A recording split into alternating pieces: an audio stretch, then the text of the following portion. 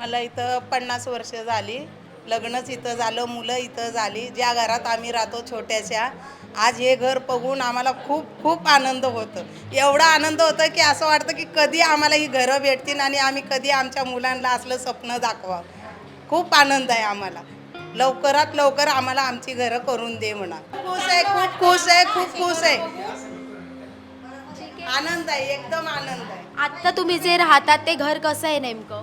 नेमकं म्हणजे आमचं वन रूम आहे. त्याच्यातच किचन बाथरूम सगळं आहे. आमची फॅमिली मोठीच आहे. 2 मुलं आणि मी माझी सून एकाच रूममध्ये राहतो. खूप प्रॉब्लेम येतात. आता तर खूपच प्रॉब्लेम आहेत आम्हाला. पण जरा तर झालं हे व्यवस्थित तर आमची मुलंही सुखात राहतील, आम्हीही सुखात राहू.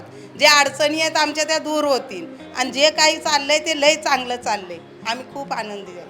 आमच्या स्वप्नातलं घर हेच आहे आणि जसं आम्ही स्वप्न पाहिलं होतं की आम्हाला असं किचन हवं, असं आम्हाला घर हवं, पाहुणे आल्यानंतर आम्हाला इतकं सुंदर आमचं घर, त्या लोकांनी आमच्या त्या घराची खूप तारीफ केली पाहिजे असं आम्हाला वाटत होतं. ते आज आमचं स्वप्न पूर्ण होत आहे आणि ते स्वप्न श्री परमेश्वर कदम साहेबांमुळे पूर्ण होत आहे. त्यासाठी मी त्यांचे खूप खूप आभार मानते. ताई, किती वर्षांपासून तुम्ही इथे राहता? आम्हाला इथे 40 वर्ष झाली. 40 वर्षाचा हा संघर्ष आमचा चालू होता. त्या संघर्षातनं आम्हाला बाहेर काढण्याचा प्रयत्न आमच्या साहेबांनी केलेला आहे.